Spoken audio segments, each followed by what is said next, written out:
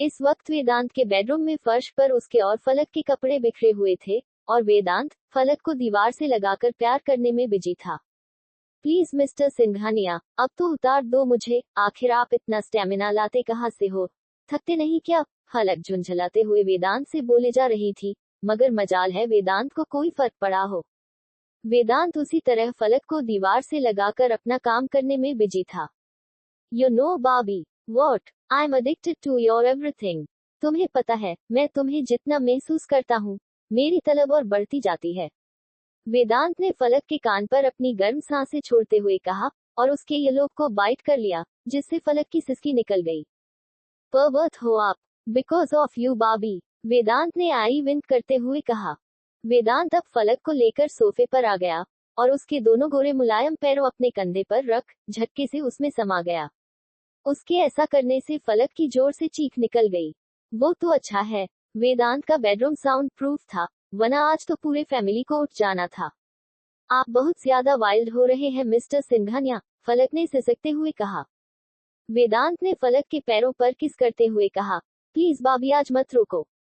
आप रोज रात को यही बोलते हो, फलक ने मुंह बनाते हुए कहा। वेदांत ने फलक के एक पैर को अपनी कमर पर रेप किया, और दूसरे पैर को अभी भी अपने कंधे पर रख उसमें दोबारा समा गया। वेदांत के हर नई पोजीशन के बाद फलक की सिसकियां और भी ज्यादा बढ़ती जा रही थी। वैसे आपसे एक बात पूछूं? यस बाबी, वेदांत ने फलक के बेली बटन को लिक करते हुए कहा, तो फलक उसे गुस्से से घूरने लगी। आपने मेरी मेडिसिन्स क्यों बदली थी 5 साल पहले?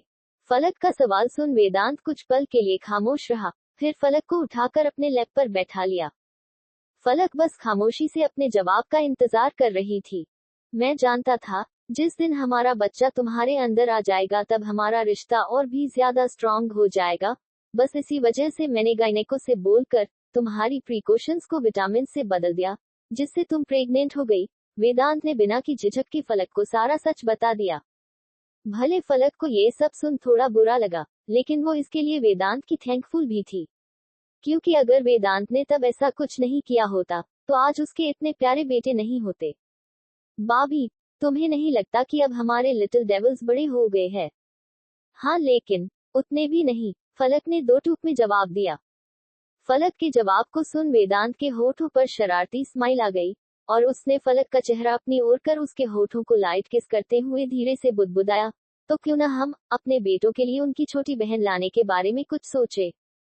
वेदांत की बात सुन फलक का पहले से लाल हुआ चेहरा और भी ज्यादा लाल हो गया, और उसने इस बार वेदांत के गालों को प्यार स्लैप करते हुए कहा, मैं अपने दोनों बेटों से बहुत खुश हूँ। चाहे मेरी 2 बेटियां ही क्यों न होती, मैं बेवजह तीसरा बेबी प्लान नहीं करती। मेरे लिए मेरे बेटा और बेटी दोनों इक्वल है। इसी तरह एक दूसरे से बात करते हुए और प्यार करते हुए उनकी पूरी रात निकल गई। इस पूरी रात वेदांत ने फलक को बहुत परेशान किया, जिसका ये नतीजा था कि दूसरे दिन फलक सच में बेड से भी उतर नहीं पा रही थी। इसी तरह एक हफ्ता बीत गया, और इस बीच राज और जेनी को एक प्यारा सा बेटा हुआ, जिसका नाम उन्होंने रूजल भाटिया रखा, क्योंकि राज का सरनेम भाटिया था। अभी सभी लोग राज के बेटे के होने की खुशी में रखी गई पार्टी एंजॉय कर रहे थे, कि इस बीच ध्वनि को भी लेबर पेन स्टार्ट हो गया। निहाल, फलक और वेदांत ध्वनि को लेकर तुरंत हॉस्पिटल के लिए निकल गए।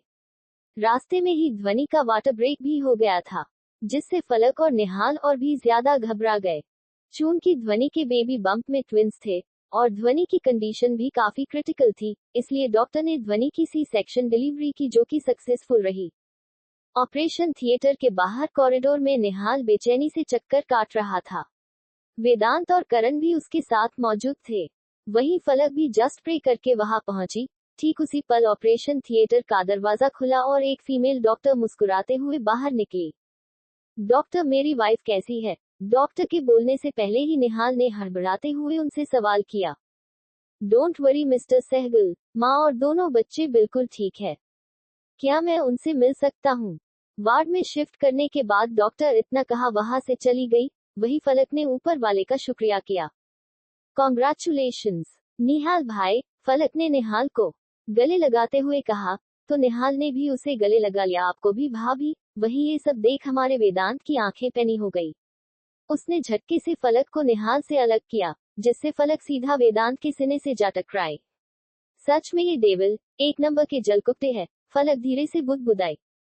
एक हफ्ते बाद ध्वनि को हॉस्पिटल से डिस्चार्ज कर दिया गया। सिंघानिया मेंशन में ध्वनि और उसके दोनों बच्चों को ग्रैंड वेलकम किया गया। आज मेंशन में मिस्टर एंड मिसेस सहगल भी आए हुए थे। भले वो निहाल और ध्वनि ने अभी भी नाराज थे, लेकिन कहते हैं न, माँ बाप बच्चों से नाराज हो सकते हैं, लेकिन उनके बच्चों से नहीं। 2 दिन बाद नामकरण का फंक्शन रखा गया। चूंकि ध्वनि को एक बेटा और एक बेटी हुई थी, इसलिए सबने ढेर सारे नाम डिसाइड किए थे, लेकिन सुधा जी ने सबको मना किया और कहा कि ये हक सबसे ज्यादा माँ बाप का ही होता है, तो ध्वनि और निहाल ही नेम डिसाइड करेंगे। ध्वनि ने सबसे पहले अपने बेटे को अपनी गोद में लिया, जो उसकी बेटी से आधा घंटा बड़ा था। उसके फेशियल फीचर्स बिल्कुल निहाल की तरह थे। वो बिल्कुल अपने डैड की कार्बन कॉपी था। मेरा बेटा बिल्कुल अपने पापा की तरह है, तो इसका नाम अपने पापा की तरह ही होगा। तो जो नाम मैंने सोचा था वो है निहार सहगल। सबको ये नाम काफी पसंद आया, खासकर निहाल के पेरेंट्स को। अब बारी निहाल की थी। उसने अपनी प्यारी सी बेटी को जब अपनी बाहों में उठाया, उसे पहली बार एहसास हुआ कि डैड बनने की खुशी क्या होती है। निहाल की बेटी को लिटिल ध्वनि कहना कोई गलत नहीं होगा। वो हुबहू ध्वनि की तरह ही थी। उसकी वही कत्थई आंखें, चेरी जैसे होठ, छोटू सी नाक और स्याह बाल, वो पूरी की पूरी ध्वनि ही थी। निहाल भाई, अब इंतजार मत करवाए और मेरी बेटी का नाम बताए, फलक ने एक्साइटेड होते हुए कहा। तो निहाल मुस्कुरा दिया। मेरी बेटी मेरी जिंदगी में नूर बनकर आई है, बिल्कुल मेरी क्यूटी पाई की तरह। तो इसका नाम निद्विका सहगल होगा, मेरी निद्विका। निहाल ने अपनी बेटी के फोरहेड पर किस करते हुए कहा। दुनिया के लिए भले ही हमारी प्रिंसेस निद्विका होगी, लेकिन मेरे लिए तो ये मेरी नूर है, वेदांत ने निहाल की गोद से निद्विका को लेते हुए कहा। सब जानते थे कि वेदांत को बेटी की कितनी तमन्ना थी, जो अब नूर के पैदा होने से पूरी हो गई। हमेशा रिजर्व रहने वाला वेदांत भी अपनी बहन नूर को प्यार से चूम रहा था, जिसे देख वहां मौजूद हर शख्स हैरान थे। लेकिन सबको समझने में देर नहीं लगी कि वेदांत की ये साइट सिर्फ उसकी लिटिल सिस्टर नूर के लिए ही थी। नूर के ये सारे भाई इस बात से अनजान थे कि उनकी इस प्यारी मासूम लिटिल सिस्टर की किस्मत में एक डोमिनेटिंग कूल डेविल पहले ही लिखा जा चुका है। दूसरी ओर इटली। ये क्या है सैम, तुम ऐसे कैसे किसी को इतना मार सकते हो? सोनम ने अपने 2.5 साल के बेटे समर्थ पर चिल्लाते हुए कहा, जिसने एक 7 साल के बच्चे को इतना मारा था कि वो बुरी तरह जख्मी हो गया था। समर्थ ने एक नजर अपनी प्यारी मम्मा को देखा, जिसका चेहरा गुस्से से लाल था। सॉरी मम्मा।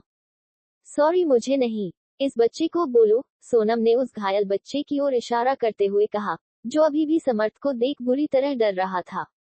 अपनी मम्मा को प्यार भरी नजरों से देख रहे समर्थ ने जब उस घायल लड़के की ओर अपनी निगाहें की, तो अब उसकी हनी ग्रे आइज में सॉफ्टनेस की जगह कोल्डनेस ने ले ली थी। सॉरी, समर्थ ने उसे सॉरी ऐसे कहा जैसे वो सारी बोल नहीं रहा हो, बल्कि सॉरी फेंक कर मार रहा हो। पोलाइटली, सोनम ने आंखें दिखाते हुए कहा। तो इस बार समर्थ ने थोड़ा सॉफ्टली कहा सॉरी। समर्थ ने बेमन से इतना कहा, फिर उस लड़के को आंखों ही आंखों में एक कोल्ड लुक दिया, जिससे वो लड़का डरकर उस प्लेग्राउंड से भाग गया। सोनम सैम को लेकर अपने विला की ओर आने लगी, तभी उसने कुछ सोचकर सैम से सवाल किया, आखिर तुमने उस लड़के को मारा क्यों? उसने मेरे फुटबॉल को बिना मेरी परमिशन के टच किया, सैम ने कैजुअली जवाब दिया। तो सोनम हैरान रह गई। बस उसने इतना ही किया? सोनम के सवाल पर सैम ने हाँ में अपना सिर हिला दिया। आर यू इनसेन सैम, इतनी छोटी सी बात पर कौन किसे मारता है? सोनम ने अपना सर पकड़ते हुए कहा। आई एम मॉम, जो कोई भी समर्थ मल्होत्रा की चीजों को बिना मेरी परमिशन के टच करेगा, मैं उसका यही हाल करूंगा, सैम ने बिना किसी झिझक के कहा। तो सोनम की आंखें शौक से बड़ी हो गई। वैसे जिस मनहूस फुटबॉल के लिए तुम ये WWE करके आए हो, वो आखिर है कहा। आई डेस्ट्रॉइड, मेरी जिस चीज को कोई और यूज कर ले, I never use it again, Sam ने अपने होठों के कोने को कल करते हुए कहा और दौड़कर अपने विला के अंदर चला गया। सोनम तो आंखें फाड़े मुंह खोले हैरानी से अपने छोटे से बेटे को जाते हुए देखती रह गई, जो इतनी कम उम्र में अपने चीजों के लिए हद से ज्यादा पॉजिटिव था। पता नहीं इस लड़के का क्या होगा, बिल्कुल अपने सन की बात पर गया है, सोनम ने खुद से कहा और अपना सिर हिलाकर विला के अंदर चली गई। अब से न्यू जनरेशन स्टार्ट होगा। धीरे धीरे वक्त बीतता चला गया। 18 साल बाद मुंबई नॉर्दर्न यूनिवर्सिटी कैंपस में इस वक्त लड़कियों का जमावड़ा लगा हुआ था। सारी लड़कियां बहुत अच्छे से रेडी होकर बेताबी से किसी का इंतजार कर रही थी। उनमें से एक लड़की ने दूसरी से कहा, यार पता नहीं आज किस लड़की की किस्मत खुलेगी। हाँ यार, काश आज वो मुझे सेलेक्ट कर ले, मेरी तो फिर मजे ही मजे। दूसरी लड़की ने अपनी फिंगर क्रॉस करते हुए कहा। तो पहली का मुंह बन गया। यार, उस कियारा को तो देख, बेचारी का चेहरा लटका हुआ है। इसमें कौन सी नई बात है, हर महीने किसी एक लड़की को ऐसी सिचुएशन का सामना करना ही पड़ता है। आज कियारा है, अगले महीने कोई और एक लड़की ने उन लड़की की खुसुर फुसुर में इन्वॉल्व होते हुए कहा। वहीं उनसे कुछ दूरी पर यूनिवर्सिटी के लड़के खड़े हुए थे। उन सब के चेहरे पर नाराजगी साफ देखी जा सकती थी।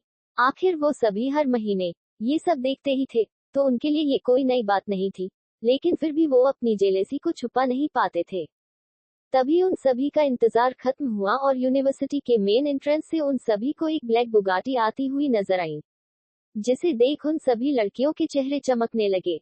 वो बुगाटी कार सीधा आकर कैंपस के बीचों बीच आकर रुकी। कार का डोर खोल सबसे पहले एक मस्कुलर बॉडी वाला 22 साल का लड़का बाहर निकला, जिसने ब्लू डेनिम जीन्स के ऊपर व्हाइट टी शर्ट पहनी हुई थी। हाथों में पहनी लिमिटेड एडिशन की वॉच, थोड़े भूरे बाल, आंखों पर शेड्स लगाए वो लड़का काफी हैंडसम था। ये लड़का था काव्यांश सिंघानिया। अभी वो लड़कियां काव्य को देखकर आहें भर ही रही थी कि कार की ड्राइविंग सीट का दरवाजा खोलकर दूसरा लड़का बाहर आया। उसे देखकर तो लड़कियों ने अपने दिल पर ऐसे हाथ रखा मानो वो निकलकर बाहर ही ना आ जाए। Black jeans, black T shirt के ऊपर व्हाइट लेदर जैकेट पहने वो लड़का बेहद हैंडसम था। 6'3" की हाइट, मस्कुलर बॉडी, फेयर रंग, परफेक्ट फेशियल फीचर्स, शार्प जो लाइन, हाथों में पहनी लिमिटेड एडिशन की वॉच, महंगे शूज, माथे पर आते उसके काले सिल्की बाल और आंखों में शेड्स लगाए वो 24 साल का लड़का बहुत अट्रैक्टिव था। उसके महंगे कपड़ों और कार देखकर ही बताया जा सकता था कि वो एक पावरफुल बैकग्राउंड से बिलोंग करता है। उस लड़के का ये किलर लुक लड़कियों को उसके पीछे पागल करने के लिए काफी था। ये लड़का कोई और नहीं बल्कि वेदांश सिंघानिया था, जो इस फिलहाल MSCCS के फाइनल में था। वेदांश को देखकर सारी लड़कियां अंश अंश चिल्लाकर हूटिंग करने लगी। वेदांश स्टाइल से चलता हुआ यूनिवर्सिटी के बीचों बीच बने सीढ़ियों पर 10 सीढ़ियां चढ़ने के बाद खड़ा हो गया। उसके ठीक पीछे काव्यांश और वेदांश के कुछ दोस्त खड़े थे। वेदांश ने एक सरसरी निगाह पूरे कैंपस में उसके सामने खड़ी लड़कियों पर डाली, तभी उसे एक कोने में खड़ी कियारा नजर आई। उसे देखकर वेदांश के होठ के कोने कल हो गए। काव्य वेदांश की नजरों का मतलब समझ चुका था, इसलिए उसने कियारा को थोड़ी तेज आवाज से कहा, क्या तुम अपना काम भूल चुकी हो? काव्य की तेज आवाज सुन कियारा के कंधे चिहुन उठे, लेकिन उसने खुद को संभाला और अपने पीछे रखा एक कांच का बड़ा सा बाउल लेकर वेदांश और उसके दोस्तों की ओर बढ़ गई। कियारा अब वो बाउल लेकर पहली सीढ़ी पर खड़ी हो गई। उसके खड़े होते ही सारी लड़कियां धक्का मुक्की कर अपने अपने हाथ में रखी चीज को उस बाउल में डालने लगी। ये सब देख कियारा का खून खौल रहा था, लेकिन वो चाहकर भी कुछ नहीं कर सकती थी। बस कुछ ही मिनटों में वो बाउल सारी चिट्ठियों से भर गया। उस बाउल को लेकर कियारा वेदांश की ओर बढ़ गई। अंश ने एक नजर काव्य को देखा, तो काव्य उनमें से एक चिट्ठी को निकालकर उसके अंदर लिखे नाम को पढ़ने लगा। जागृति सिंह, मैं हूँ। काव्य के नाम चिल्लाने पर भीड़ से एक लड़की निकलकर बाहर आई। इस लड़की का नाम जागृति सिंह का, जो कि एक बिल्डर की बेटी थी। शॉर्ट ड्रेस और ओवर मेकअप किए वो लड़की काफी हॉट और अट्रैक्टिव दिख रही थी। इस वक्त जागृति के चेहरे पर एटीट्यूड से भरी स्माइल थी, जिसे देखकर वहां मौजूद लड़कियों का मुंह लटक गया। जागृति अंश के बगल में जाकर खड़ी हो गई, लेकिन उसने गलती से भी अंश को छूने की हिम्मत नहीं की। जैसा कि हर महीने का दस्तूर है, तो आज से 1 महीने तक मेरी गर्लफ्रेंड जागृति है, अंश ने अपनी नीली आंखों से शेड्स हटाते हुए कहा और वहां मौजूद सभी स्टूडेंट्स को एक किलर स्माइल देकर वहां से चला गया। इस वक्त वहां कैंपस में बहुत से प्रोफेसर्स के साथ कॉलेज के डीन भी मौजूद थे, मगर उनमें से किसी की हिम्मत नहीं थी कि वो सब ये रोक सके। जागृति तो आज बहुत ज्यादा खुश थी, आखिर पूरे 2 साल बाद उसे ये मौका मिला था। अब वो पूरे 1 महीने तक पूरे यूनिवर्सिटी में अपनी धौंस जमाएगी कि वो वेदांश सिंघानिया की गर्लफ्रेंड है, भले 1 मंथ की ही सही। अंश, काव्य और उसके 2 दोस्त अकाय और विराज अंश के साथ वहां से क्लासरूम की ओर जाने लगे। अकाया जहां अंश का क्लासमेट था, तो वहीं विराज काव्यांश का।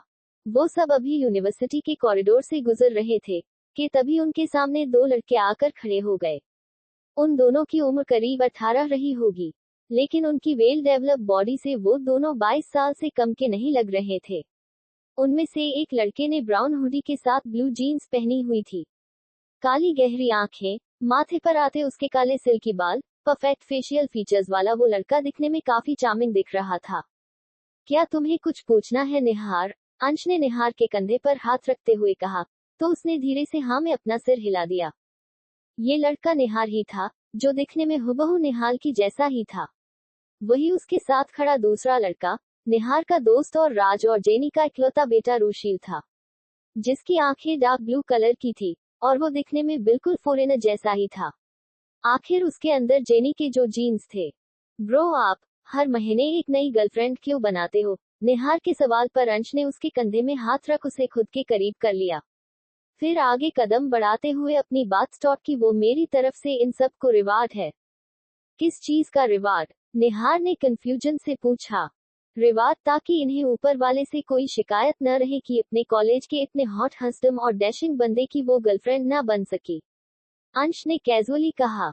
मतलब इसे अगर हम शुद्ध हिंदी में कहेंगे तो उसका तात्पर्य ये है कि आप उन स्त्रियों को अपनी प्रेमिका का पद देकर उनका जीवन धन्य करना चाहते हो। विराज की शुद्ध हिंदी सुन उन सब ने अपना माथा पीट लिया।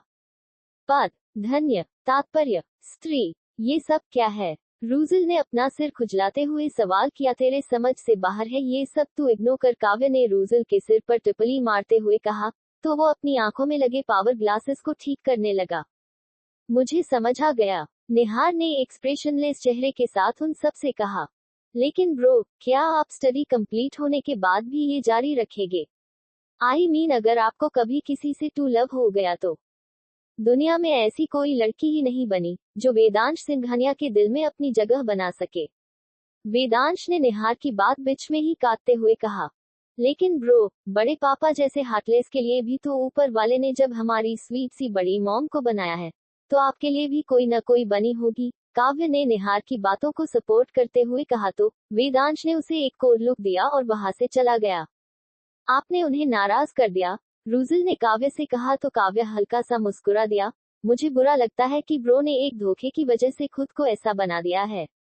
आई विश कि उनकी जिंदगी में बड़ी मॉम की तरह कोई लड़की आए, जो ब्रो के होठों की फेक स्माइल को रियल स्माइल में बदल सके। काव्य ने गहरी सांस लेकर कहा। वहीं उसकी बात सुन निहार, ऋषिल, विराज, अके सभी को अंश की फिक्र होने लगी।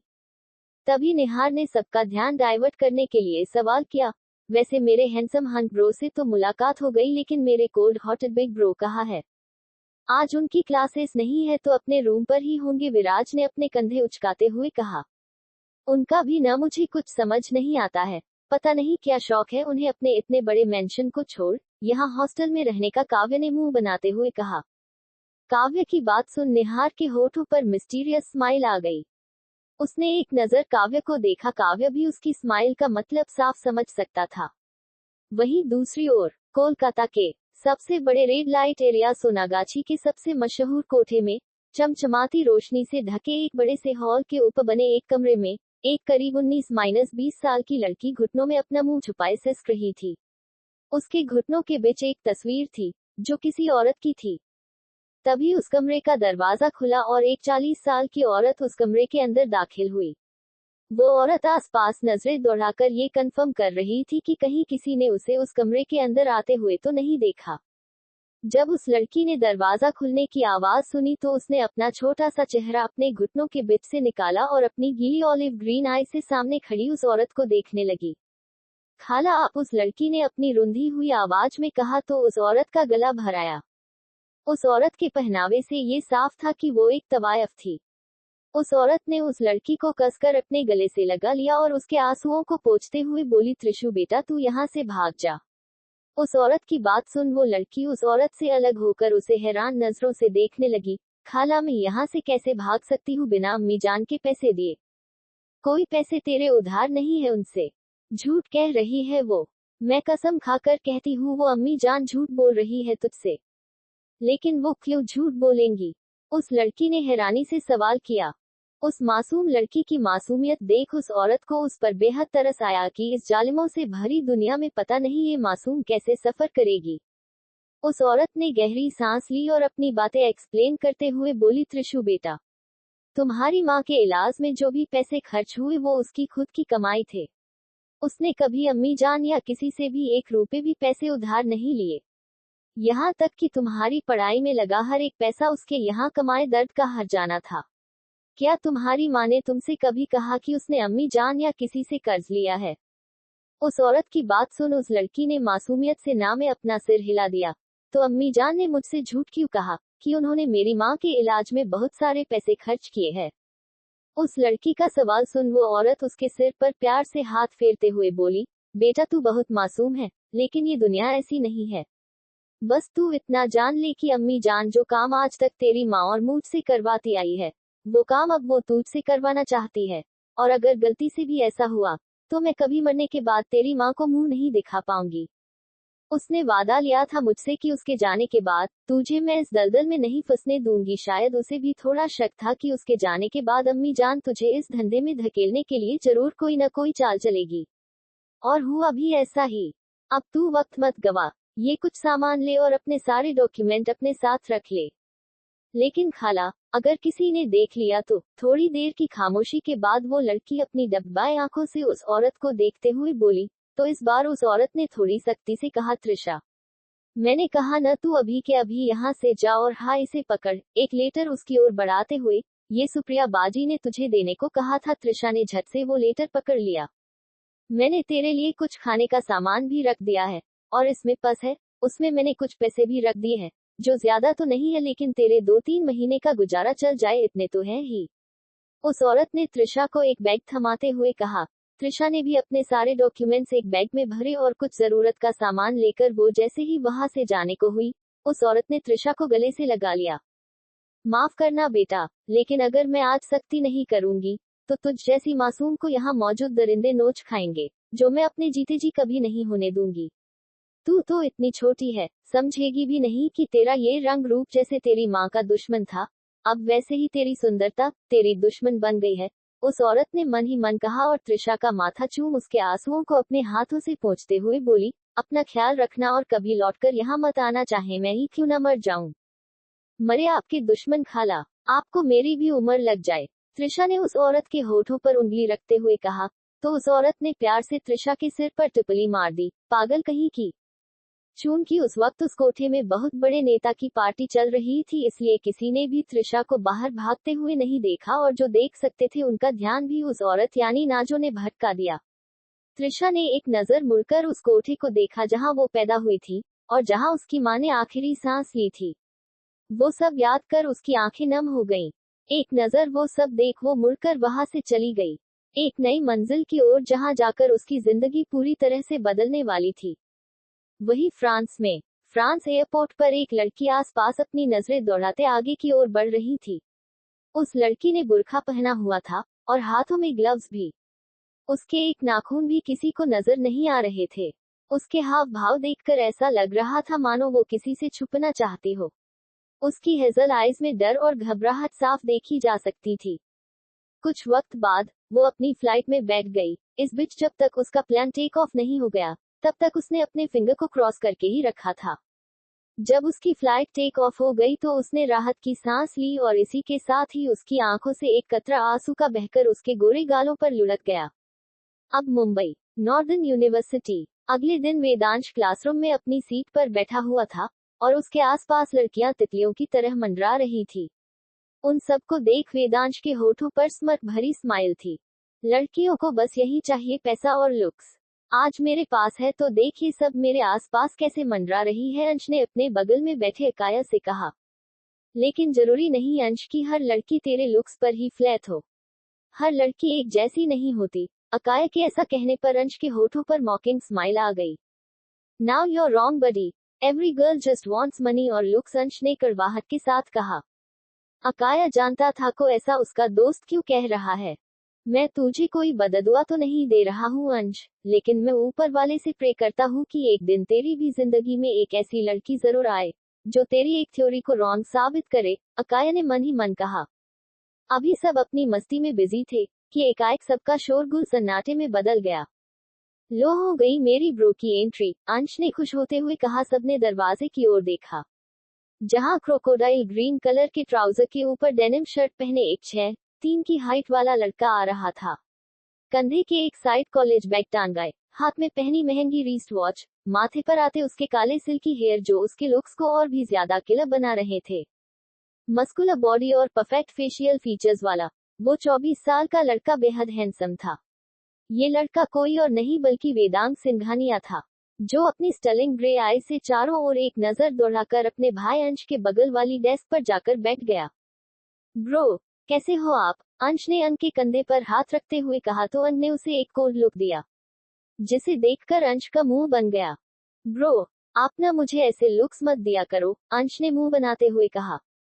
अंश ने अपने भाई की नौटंकी को पूरी तरह इग्नोर किया और अपने बुक्स निकालकर उन्हें रीड करने लगा। सिंघानिया मेंशन, एक बड़ा सा बेडरूम जिसका थीम किसी फेयरीटेल की तरह था। उसके बीचों बीच एक बड़ा सा राउंड शेप बेड लगा हुआ था। उस बेड पर एक लड़की अपने से बड़े साइज के टेडी बियर को हक करके सोई हुई थी। संगमरमर सा साफ गोरा रंग, लंबी घनी पलके, छोटी सी नाक, फ्लफी होठ, हल्के घुंघराले उसकी कमर से थोड़ा ऊपर तक आते बाल और सबसे प्यारी उसके होठों की वो प्यारी सी स्माइल जो शायद नींद में कोई सपना देखने से उसके चेहरे पर मौजूद थी। वो लड़की बेहद खूबसूरत थी। तभी उस कमरे का दरवाजा खुला और एक औरत जिसकी उम्र 42 साल रही होगी, लेकिन वो दिखने में 30 से ज्यादा की नहीं लग रही थी। वो औरत उस लड़की के पास आई और उसके सिर पर हाथ फेरते हुए बोली, नूर बेटा वेक अप, देखो सुबह के 10 बज रहे हैं, सोने दीजिए न माँ। नूर ने अपने छोटे से चेहरे को पिलो के अंदर घुसाते हुए कहा। उसकी इस हरकत पर उस औरत के चेहरे पर स्माइल आ गई। ठीक है बेटू, आप सोते रहिए, मैं ही पागल हूँ जो आपके लिए मैंने आज अपने हाथों से पैनकेक्स रेडी किए हैं। चलो कोई नहीं, मैं उसे काव्य के लिए रख दूंगी, उस औरत ने उदास होते हुए कहा तो नूर की नींद 1 मिनट में रफू चक्कर हो गई। वो झट से अपनी जगह पर उठकर बैठ गई और अपनी लंबी घनी पलकों को बार बार झपकाते हुए अपनी कत्थई आंखों को बढ़ाकर उस औरत से बोली, फलक माँ आप मेरे साथ ऐसा कैसे कर सकती हैं? नूर ने बड़ी मासूमियत से कहा तो फलक के चेहरे पर शरारती स्माइल आ गई। अच्छा, तो अभी कौन कह रहा था कि उसे सोना है? फलक ने अपने दोनों हाथ सीने पर बांधते हुए कहा तो नूर ने अपने दांतों तले जीभ दबा ली। अच्छा वो तो ये मेरा बड़ी कह रहा था है न, नूर ने अपने हाथ टेडी की ओर इशारा करते हुए कहा तो फलक ने अपना सिर हिला दिया। अच्छा, तो प्रिंसेस नूर क्या अब आप ब्रेकफास्ट के लिए नीचे आएंगी? फलक ने थोड़ा ड्रामा करते हुए कहा तो नूर खिलखिलाकर हंसने लगी। वो उछल कूद करती हुई फलक के पास आई और उसे गले लगाते हुए बोली, लव यू मान, लव यू टू बेटू। फलक ने भी नूर के माथे को चूमते हुए कहा। ये थी नूर, निहाल और ध्वनि की इकलौती बेटी और पूरे डेविल्स परिवार की जान। इनकी फरमाइश के आगे तो द डेविल वेदांत सिंघानिया को झुकना पड़ता है। इनकी फरमाइश यानी पत्थर की लकीर। अक्सर निहाल और ध्वनि अपने बिजनेस के सिलसिले में बाहर ही रहते थे, इसलिए नूर की परवरिश ज्यादातर फलक और नैन्सी ने ही की थी। इतने सारे लोगों के लाड प्यार ने इन्हें बहुत शैतान, मस्तीखोर और नटखट बना दिया है। नूर के भाइयों की तो इसमें जान बसती है। वेदांग, वेदांश, काव्यांश, निहार और रूशील राखी वाला भाई के होते मजाल है किसी भी लड़के ने नूर को आंख उठाकर भी देखा हो। और अगर जिस लड़के ने गलती से भी ऐसा किया, दूसरे दिन वो हॉस्पिटल के वेंटिलेटर पर मिलता था। अपने 5 भाइयों की इकलौती बहन निद्विका सहगल उर्फ नूर। वहीं दूसरी ओर त्रिशा ट्रेन में बैठी हुई थी। उसके हाथ में इस वक्त एक लेटर था। ये वही लेटर था जो त्रिशा की मां सुप्रिया ने अपने आखिरी वक्त में नाजो को दिया था। त्रिशा उसमें लिखी लिखावट को बखूबी जानती थी। ये उसकी मां की हैंडराइटिंग थी। ये लेटर बंगाली में लिखा हुआ था। मेरी प्यारी त्रिशु, शायद ये पत्र जब तुझे मिलेगा, मैं इस दुनिया को छोड़कर जा चुकी होंगी। तुझे हमेशा से शिकायत थी न कि मैं तुझे अपने पास क्यों नहीं रखती, और तेरे पिता कहा तो मैं आज तुझे तेरे हर सवालों का जवाब देती हूँ। मैं पुरुलिया के एक छोटे से गांव महालिमोरू के ठाकुर देवोनाथ दासगुप्त की सबसे छोटी बेटी और लाडली बेटी थी। मेरे परिवार में 3 पीढ़ियों बाद किसी लड़की का जन्म हुआ था, इसलिए सबने मुझे माँ दुर्गा का प्रसाद माना और मेरी हर ख्वाहिश को पूरा किया, और शायद इसीलिए मैं बिगड़ गई और हमेशा अपनी मन की करने लगी। मैं करीब 16 साल की थी कि हमारे गांव में एक शहरी बाबू आए। गांव वालों से पता चला कि वो एक बड़ी सी कोई फैक्ट्री डालने के लिए हमारे गांव आए। चूंकि मेरे पिताजी गांव के मुखिया थे तो उनका अक्सर आना जाना हमारी बाड़ी घर हुआ करता था। इस बीच कई बार हमारा सामना हुआ और हमारी नजदीकियां बढ़ने लगी। कब हम दोनों ही एक दूसरे के लिए इतने जरूरी हो गए हमें पता ही नहीं चला। जब उनकी फैक्ट्री का काम पूरा हो गया तो वो शहर चले गए। जाते वक्त उन्होंने मुझसे वादा किया कि वो लौटकर जल्दी आएंगे और मेरे बाबा से मेरा हाथ मांगेंगे, लेकिन वो वापस कभी नहीं आए। मैंने पूरे 4 महीने उनका इंतजार किया लेकिन ना वापस वो आए और ना उनकी कोई खबर। मैंने उनके दिए नंबर पर भी कॉल किया, लेकिन वो नंबर हमेशा बंद ही आया। एक दिन मैं अचानक दुर्गा पूजा में बेहोश हो गई। वैद्य जी ने जब मेरी जांच की तो मेरे साथ मेरे पूरे परिवार के ऊपर मानो पहाड़ टूट पड़ा, क्योंकि मेरे पेट में मेरे प्रेम की निशानी, मेरे प्रेम का अंश, तुम आ गई थी। तुम्हारे पैदा होने की खबर जब गांव वालों को पड़ी तो उन्होंने मुझे बदजुलन और ना जाने किन किन नामों से पुकारा और मेरे परिवार वालों को भी बुरा भला कहा। मेरे घर वालों ने कई बार मुझे तुम्हें गिराने को कहा, लेकिन पता नहीं क्यों तुम्हारे पिता के धोखे के बाद भी मैं तुम्हें इस दुनिया में लाना चाहती थी। जिन घर वालों के मैं आंखों का तारा थी, उन्होंने बदनामी से तंग आकर मुझे घर से बाहर निकाल दिया। तब मैं 6 महीने गर्भवती थी। जब मैं अपने गांव के बाहर बनी पक्की सड़क से गुजर रही थी तो मेरे सामने एक जीप आकर रुकी। मैं इस जीप और उसे चलाने वाले को पहचानती थी। वो तुम्हारे पिता का दोस्त यश वाल्मीकि था। उसने कहा कि तुम्हारे पिता ने मुझे उसे लेने भेजा है और उन्हें अपनी गलती का पछतावा है। तुम्हारे पिता मुझे और तुम्हें अपनाने वाले हैं। ये बात सुनकर मैं अपने सारे दर्द भूलकर यश के साथ बैठकर शहर की ओर चली गई। रास्ते में यश ने मुझे ढाबे में खाना खिलाया। उसे खाने के बाद मुझे नींद आ गई और जब मेरी नींद खुली तो मैं सोनागाछी के सबसे बड़े कोठे पर थी। वहां से मुझे पता चला कि यश ने मुझे ऊंचे दाम पर वहां बेच दिया था। ये सब जानकर मैं टूट गई और अपनी किस्मत पर रोने लगी। समय बीतता गया और 3 महीने बाद तुम्हारा जन्म हुआ। पता नहीं क्यों, लेकिन मैं चाहकर भी तुम्हारे पिता का सरनेम तुम्हारे नाम के पीछे से हटा नहीं पाई। तुम्हें अच्छी परवरिश देने के लिए मैं वहां रोज अपना शरीर बेचती थी। मैंने अम्मी जान से वचन लिया था कि मैं जिंदगी की आखिरी सांस तक उसने वफादारी निभाऊंगी, बदले में वो तुम्हें इन सबसे दूर रखेंगी। जब तुम 5 साल की हुई तो दुर्गा पूजा में मैं तुम्हें लेकर कोलकाता के सबसे बड़े पंडाल गई जहां मैंने तुम्हारे पिताजी को देखा। इतने साल बाद उन्हें देख में चाहकर भी उसने मिलने से खुद को रोक नहीं पाई। मैं जैसे ही उनके पास पहुंची, मैंने देखा उनके साथ एक उन्हीं की उम्र की औरत खड़ी थी और साथ ही एक लड़का जिसकी उम्र करीब 10 साल रही होगी और एक लड़की जो करीब 8 साल रही होगी। वो दोनों बच्चे तुम्हारे पिताजी को डैड कह रहे थे। अपने जिंदगी की इतनी बड़ी सच्चाई जान मैं अब वहां एक पल भी रुक नहीं पाए और अपनी आंखों में आंसुओं का सैलाब लेकर वापस कोठे पर आ गई। उसके बाद मैंने तय कर लिया कि मैं तुम्हें कभी तुम्हारे बाबा के बारे में नहीं बताऊंगी। मैंने तुम्हारा दाखिला एक अच्छी स्कूल में करवा कर तुम्हें हॉस्टल में डाल दिया ताकि अम्मी जान की बुरी नजरों से तुम्हें दूर रख सको। लेकिन शायद वक्त को ये भी मंजूर नहीं था, इसलिए मुझे एक लाइलाज बीमारी हो गई। मैं जानती थी, अगर तुझे मेरी बीमारी के बारे में पता चल जाता तो तू अपनी पढ़ाई छोड़ मेरे पास आ जाती, जो मैं हरगिज नहीं चाहती थी। मैं बस तुझसे आखिरी बार यही कहना चाहती हूँ कि तू मेरी अंतिम विदाई के बाद कभी लौटकर दोबारा इस कोठे में मत आना। तू इन सब से बहुत दूर चली जाना और अपनी पढ़ाई पूरी कर खुद के पैरों पर खड़ी हो जाना। और सबसे जरूरी बात, मेरी तरह कभी किसी आदमी पर अंधा भरोसा मत करना, खासकर जब वो आदमी पैसे वाला हो। मैंने जिंदगी में इतना तो जाना है कि जरूरी नहीं जिस आदमी का धन रूप रंग अच्छा हो वो शख्स वास्तव में भी उतना ही अच्छा हो। और सबसे आखिर की तू अपनी इस अभागन माँ को माफ कर देना, जिसकी वजह से तुझे ऐसी कांटों भरी जिंदगी मिली। तेरी माँ सुप्रिया। इस लेटर को पढ़ते पढ़ते त्रिशा का पूरा चेहरा आंसुओं से भीगा गया था। वो उस लेटर को अपने सीने से लगाए फुट फुट कर रोने लगी। सॉरी माँ, मैंने भी आपको अनजाने में ही सही लेकिन कई सवाल पूछ आपको हर्ट किया। सॉरी माँ, त्रिशा ने बच्चों की तरह रोते हुए कहा। फिर अपने आंसुओं को पोंछते हुए बोली, मैं वादा करती हूँ माँ कि मैं कभी किसी आदमी पर भरोसा नहीं करूंगी, खासकर पैसों वालों पर तो बिल्कुल नहीं। और प्रेम, प्यार, मोहब्बत ये सब मैं कभी किसी से नहीं करूंगी। ये वादा है आपकी त्रिशु का माँ। वादा है ये मेरा, त्रिशा ने एक डिटर्मिनेशन के साथ खुद से कहा और ट्रेन की खिड़की के बाहर पीछे छूटते कोलकाता को देखने लगी। France, Sorbonne university. एक करीब 19 साल की लड़की यूनिवर्सिटी के मेन एंट्रेंस पर खड़ी होकर अपनी हेजल आइज को तारों की तरह टिमटिमाते हुए उस यूनिवर्सिटी के नाम को पढ़ रही थी। तभी उसे अपने कंधे पर किसी के हाथ महसूस हुए। उसने मुड़कर देखा तो वहां उसी की ही उम्र की एक लड़की खड़ी थी। बेला, कब से तेरा वेट कर रही थी, उस पहली लड़की ने मुंह बनाते हुए कहा।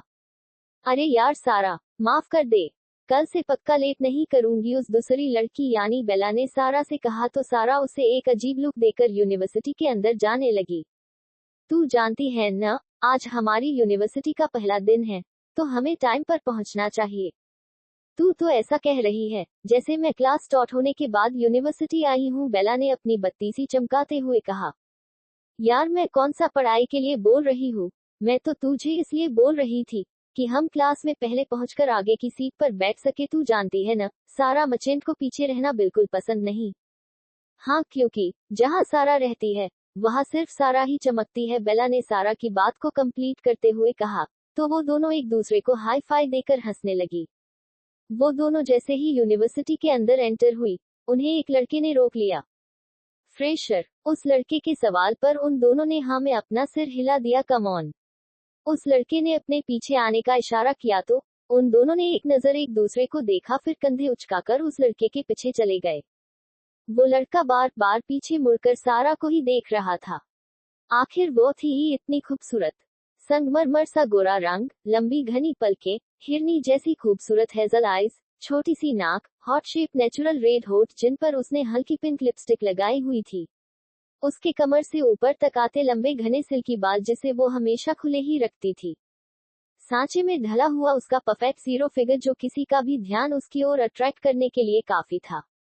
ब्राउन कलर की लेदर घुटनों से ऊपर तक आती स्कर्ट और उसके ऊपर V neck rush strappy crop top पहने सारा बला की खूबसूरत दिख रही थी। स्लीव्ड हील सॉकी बूट्स में उसके गोरी टांगे काफी अट्रैक्टिव दिख रही थी। सारा का उस लड़के का यूं बार बार पलटकर खुद को देखना बिल्कुल अच्छा नहीं लग रहा था। सारा के गुस्से से लाल होते चेहरे को देख बेला ने उसे पिंच कर ना में अपना सिर हिलाया तो सारा ने अपनी पलकें झपका दी। असल में सारा का एक ही सपना था, सुपर मॉडल बनना, इसलिए वो अपने कपड़े, लुक्स, फिगर, हर चीज पर प्रॉपर ध्यान देती थी, जो कि दिखाई भी देता था। वो तो मजबूरी में किसी भी तरह अपना ग्रेजुएशन कंप्लीट करना चाहती थी, क्योंकि ये उसके पेरेंट्स की डिमांड थी। उन्होंने उसे साफ कह दिया था कि वो पहले अपना ग्रेजुएशन कंप्लीट कर ले, फिर उसके बाद वो जो करना चाहे कर सकती है। आखिर वो उनके इतने बड़े बिजनेस की इकलौती वारिस जो थी। वो लड़का सारा और बेला को एक भीड़ के पास ले आया। अब सारा को समझने में देर नहीं लगी कि अब सीनियर उन दोनों की रैगिंग करने वाले हैं। अंदर से वो बहुत ज्यादा नर्वस थी, लेकिन बाहर से वो बिल्कुल काम थी। वही बेला की तो ये सोच सोच कर ही हालत खराब हो रही थी कि ये सीनियर्स अब उन दोनों के साथ क्या करेंगे। वहां ऑलरेडी बहुत सारे स्टूडेंट्स जमा थे, जो कि अधिकतर जूनियर थे।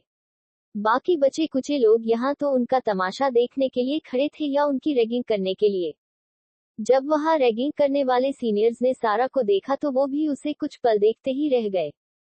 सारा, लगता है ये लोग तुझे छोड़ देंगे, बेला सारा से धीरे से फुसफुसाई। मैं क्या कोई एलियन हूँ जो मुझे छोड़ देंगे, सारा ने उसे कोहनी मारते हुए कहा तो बेला उसे घूरने लगी।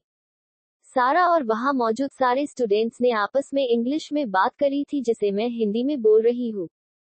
हे ब्यूटीफुल, व्हाट्स योर नेम, एक हैंडसम लड़के ने सारा से सवाल किया, जो कि शायद उस रैगिंग करने वाले ग्रुप का हेड था। सारा मचेंट, सारा ने सपाट लहजे में जवाब दिया।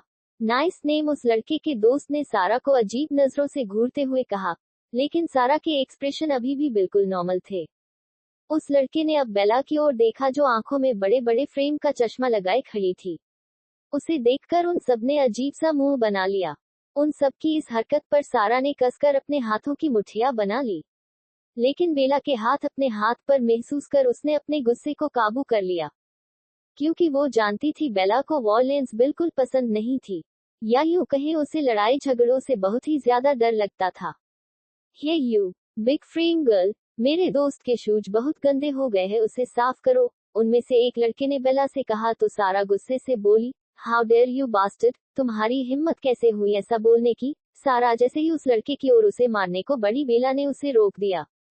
छोड़ ना सारा, जाने दे, वैसे भी कौन मुझे जानता है यहाँ, ये सीनियर्स है, इनसे पंगा लेना सही नहीं, इनसे दुश्मनी, मतलब ये सब पूरे साल हमें परेशान करेंगे। अगर उस लड़के के जूते साफ कर इस टेंशन से छुटकारा मिल रहा है तो मुझे करने दे, बेला ने सारा को समझाते हुए कहा। लेकिन सारा को ये हरगिज नामंजूर था कि उसकी दोस्त किसी के जूते साफ करे।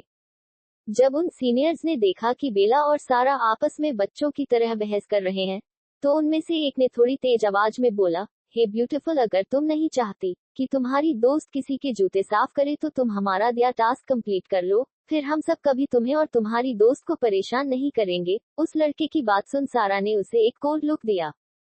यार सारा, मुझे जूते साफ करने दे। आई नो कि ये लोग तुझे जरूर कोई उटपटांग टास्क देंगे, बेला ने सारा को मना करते हुए कहा तो सारा ने उसके हाथ पर अपना हाथ रख दिया। अरे सुनने तो दे कि ये लोग क्या टास्क देना चाहते हैं। अगर सच में वो मेरे बस का नहीं होगा तो मैं इनका टास्क घंटा नहीं करने वाली। तो बताए क्या टास्क है।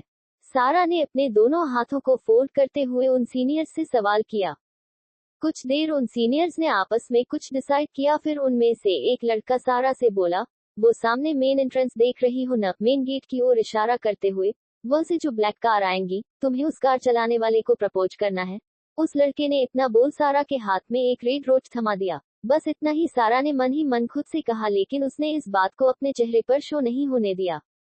वही वो सारे सीनियर्स सारा को सबक सिखाने के लिए उसे जानबूझकर ऐसा टास्क दिए थे, क्योंकि वो जानते थे उस कार चलाने वाले को प्रपोज करना यानी जलती आग में हाथ डालना। एक बार आग से तो इंसान बच जाएगा, लेकिन उस कार के मालिक से नहीं। यही सब सोच वो सभी सीनियर्स बहुत खुश थे। जहां तक बात है सारा की, वो कमजोर लड़की नहीं थी, लेकिन इतनी भी बेवकूफ नहीं थी कि उन सारे सीनियर्स से अकेले ही भिड़ जाए। तभी उन सब की नजर मैन इंटरेस्ट से आती ब्लैक लैम्बोर्गिनी पर पड़ी, जिसे देख उन सब ने सारा को उस ओर जाने का इशारा किया।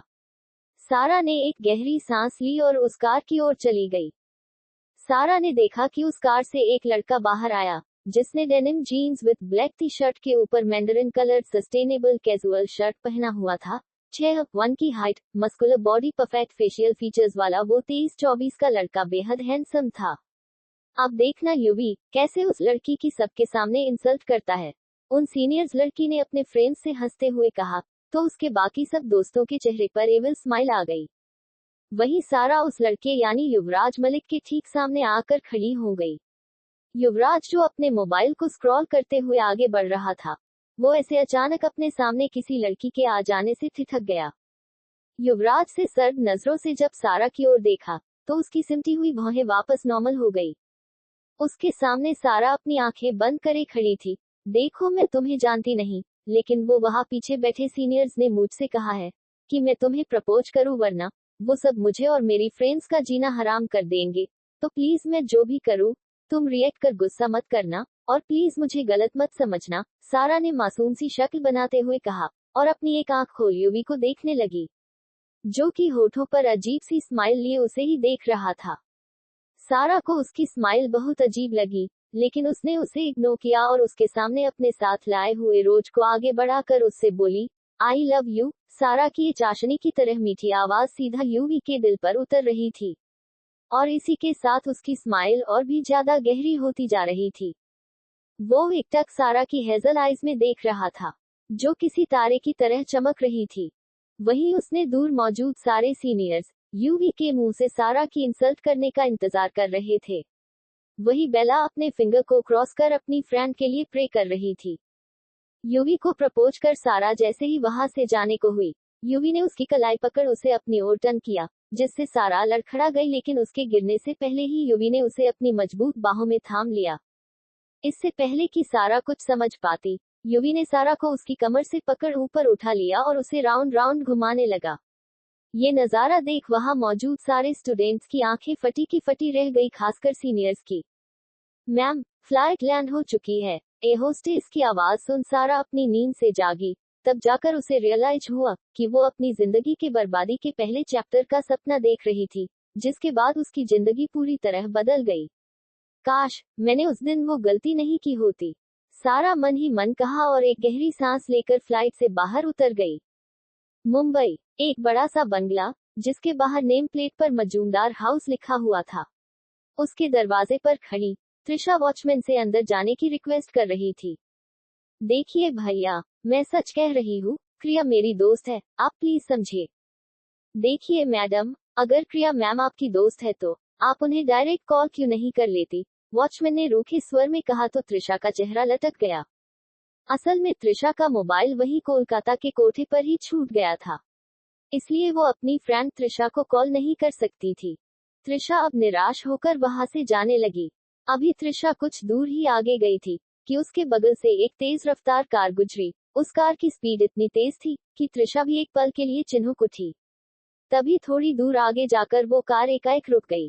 त्रिशा ने उस कार के रुकने की आवाज सुनी थी, लेकिन उसने पलटकर नहीं देखा।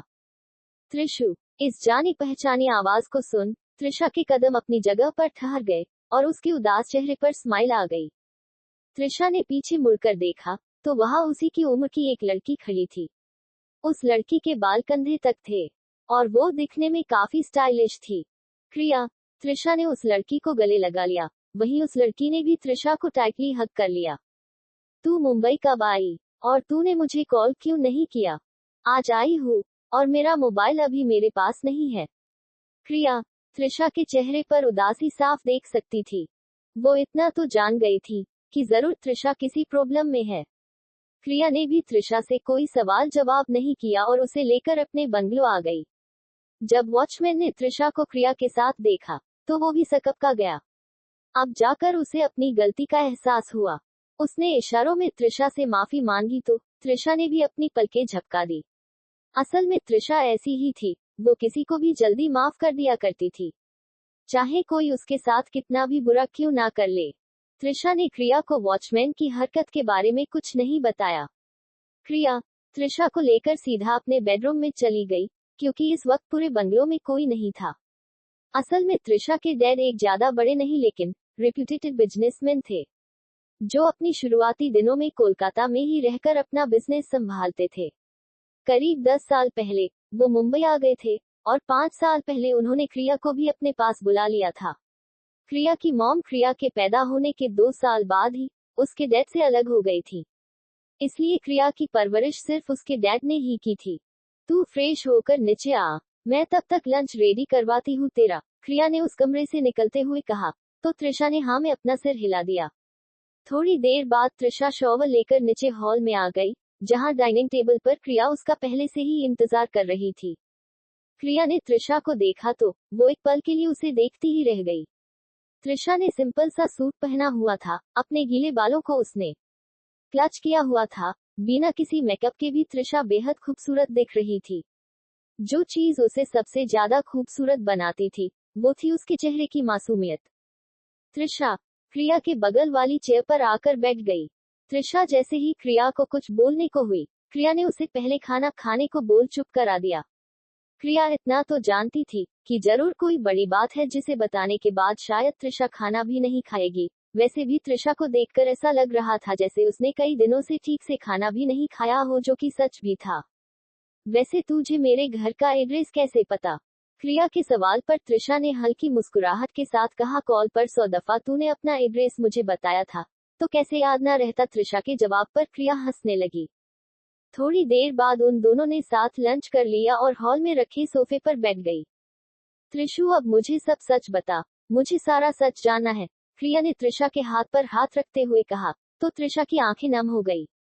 त्रिशा ने एक गहरी सांस ली और क्रिया को एक एक बात बताने लगी जो कुछ भी उसके साथ पिछले एक हफ्ते से हुआ। उसकी माँ की मौत से लेकर कोठे में अम्मी जान का झूठ और फिर नाजो खाला का उसको वहां से भगाना। ये सब बताते वक्त त्रिशा की आंखों से आंसू लगातार बह रहे थे। तो तूने क्या सोचा है अब? क्रिया ने त्रिशा के आंसुओं को पोंछते हुए सवाल किया। मैं अपनी स्टडी कंटिन्यू करना चाहती हूँ और साथ में कोई पार्ट टाइम जॉब। खबरदार, जो मेरे होते तूने ये फालतू के जॉब अवाब की बात की तो, क्रिया ने त्रिशा को आंख दिखाते हुए कहा। त्रिशा ने क्रिया के हाथ पर हाथ रखा और उसकी आंखों में देखते हुए बोली, प्लीज क्रिया, तू मुझे मेरी नजरों में मत गिरा। मैं अपने दम पर अपनी जिंदगी जीना चाहती हूँ। क्रिया जानती थी कि त्रिशा भूखा रहना पसंद करेगी, मगर किसी से मांगना या किसी का फ्री में दिया खाना पसंद नहीं करेगी। त्रिशा के लिए उसकी सेल्फ रिस्पेक्ट सबसे ऊपर थी। ठीक है, तुझे जॉब करनी है तो कर, लेकिन तू मेरे साथ रहेगी इसी घर में और मेरे साथ मेरे ही कॉलेज जाएगी। और ये बात क्लियर है, इसमें मुझे कोई बहस नहीं करनी। अगर तू मुझे अपनी दोस्त मानती है तो तू मेरी इन दोनों बातों को मानने से इनकार नहीं करेगी। क्रिया ने मुंह फुलाते हुए कहा। त्रिशा अब किसी गहरी सोच में डूब गई। वो तो यहाँ सोचकर आई थी कि वो किसी हॉस्टल में रहकर अपनी स्टडी और जॉब दोनों करेगी। उसने तो ये भी सोच लिया था कि वो कॉलेज प्राइवेट करेगी, लेकिन क्रिया के फैसले ने उसे सोच में डाल दिया। यार त्रिशु, इतना भी मत सोच यार। तू चाहे तो ये सब उधार ही समझ ले, जब तू अपने पैरों पर खड़ी हो जाएंगी तब तू पैसे रिटर्न कर देना, क्रिया ने त्रिशा के कंधे पर हाथ रखते हुए कहा। लेकिन मैं पार्ट टाइम जॉब करूंगी, त्रिशा ने एकाएक कहा तो क्रिया हंसने लगी। हाँ यार, तू कर लेना। इसी तरह वो दोनों आपस में बातें करने लगी। वहीं दूसरी ओर एक फ्लैट पर बैठी एक लड़की अपने सामने सोफे पर बैठे एक आदमी से कुछ बातें कर रही थी। उस लड़की की खूबसूरत हेजल आइज आंसुओं से भरी हुई थी। उस लड़की को रोता देख वो आदमी अपनी जगह से खड़ा हो गया और उस लड़की को गले लगा लिया। उस आदमी की बाहों के घेरे में जाते ही वो लड़की किसी छोटे बच्चे की तरह फुट फुट कर रोने लगी। ये लड़की कोई और नहीं बल्कि सारा ही थी। क्या ये सही रहेगा? सारा ने मासूमियत से उस आदमी से सवाल किया, तो उस आदमी ने उसके सिर पर हाथ फेरते हुए हाँ में अपना सिर हिला दिया। रात का वक्त, मजूमदार हाउस। इस वक्त डाइनिंग पे क्रिया और त्रिशा बैठकर डिनर कर रहे थे। त्रिशा, मैंने तुम्हारे एडमिशन की बात क्रिया की यूनिवर्सिटी में कर ली है। तुम अपने डॉक्यूमेंट्स की कॉपी मुझे कल दे देना, क्रिया के डैड मिस्टर मजूमदार ने त्रिशा से कहा, तो त्रिशा ने हाँ में अपना सिर हिला दिया। थोड़ी देर इधर उधर की बातें कर वो तीनों अपने अपने कमरे में चले गए। इस बीच त्रिशा ने मिस्टर मजूमदार को भी अपने पार्ट टाइम जॉब के लिए मना लिया था। एक हफ्ते बाद सुबह के 7 बजे वेदांग जो रनिंग कर अपने हॉस्टल वापस लौटा था, उसने देखा उसके हॉस्टल रूम का दरवाजा खुला हुआ था। ये देख वेदांग की शार्प आईब्रोज आपस में तन गई। वेदांग ने अपने ट्राउजर में छुपी गन को चेक किया और धीमे कदमों से रूम के अंदर आ गया। वेदांग ने रूम के अंदर आकर चारों ओर अपनी नस दौड़ाई, तभी उसकी नजर अपने रूम में लगे एक नए बेड पर टिक गई, जो उसके रनिंग जाने से पहले नहीं लगा था। उस बेड पर 2 सूटकेस रखे थे, जिनमें से एक सूटकेस की चेन खुली हुई थी। तभी बाथरूम का दरवाजा खुला, तो वेदांग की नजर उस ओर चली गई। उसने देखा बाथरूम से एक दुबला पतला लड़का, जिसकी हाइट वेदांग के कंधे जितने थी, वो बाहर निकला। उस लड़के को देख वेदांग का चेहरा डार्क हो गया। उस लड़के ने छोटे से टॉवल से अपना चेहरा पोंछते हुए कहा। लेकिन वेदांग तो ठहरा। वेदांग, उसने उस लड़के को कोल्ड लुक दिया। Who are you? वेदांग की सर्द आवाज सुन वो लड़का थोड़ा डर गया, लेकिन उसने जल्द ही खुद को नॉर्मल कर लिया। आई एम समीर मित्तल, तुम्हारे डैड के फ्रेंड का बेटा। मैं यहाँ इंडिया में पहली बार अकेला आया हूँ, तो उन्होंने ही मुझे तुम्हारे साथ रहने को कहा है। चाहो तो तुम उनसे कॉल पर पूछ लो, समय ने बेड पर बैठते हुए कैजुअली कहा। अंग ने अपना मोबाइल चेक किया तो उस पर वेदांत का मैसेज था। उसे पढ़कर उसकी पकड़ अपने मोबाइल पर कस गई। What happened dude? चिल यार, क्या अकेले भूतों की तरह रहते हो? साथ रहेंगे, मस्ती करेंगे। समय ने अंग के कंधे पर जैसे ही हाथ रखना चाहा, अंग ने उसका हाथ झटक दिया। समय की बात सुन वेदांग के हाथों की मुट्ठियां कस गई। उसे इस वक्त बहुत ज्यादा गुस्सा आ रहा था, लेकिन वो अपने डैड की कोई बात टाल नहीं सकता था। वेदांग बिना समय को कोई जवाब दिए बाथरूम के अंदर चला गया। उसने दरवाजा इतनी जोर से बंद किया कि समय के कंधे भी उचन गए। यार, ये क्या घमंडी लड़का है, पागल कहीं का छकुंदर हूँ, समय ने अपने सीने पर हाथ रखते हुए कहा। उसे इस वक्त वेदांग पर बहुत ज्यादा गुस्सा आ रहा था। तभी उसका ध्यान मिरर पे गया। खुद को देखकर समय के होठों पर दर्द भरी स्माइल आ गई। ये वक्त भी गुजर जाएगा, समय ने गहरी सांस लेकर खुद से कहा और बेड पर दोनों हाथ फैलाए पीठ के बल लेट गया। वहीं दूसरी ओर क्रिया, जो नीचे हॉल में बैठी त्रिशा के आने का इंतजार कर रही थी, तभी उसके कानों में किसी के कदमों की आहट सुनाई दी। क्रिया की नजर एकाएक सीढ़ियों की ओर चली गई। जैसे ही क्रिया ने उस ओर देखा, उसकी आंखें हैरानी से चौड़ी हो गई। क्रिया ने शॉक्ड होते हुए कहा, ये क्या है यार, अभी तो ट्विस्ट एंड टर्न स्टार्ट हुए हैं। आई होप आप सबको अच्छा लगे।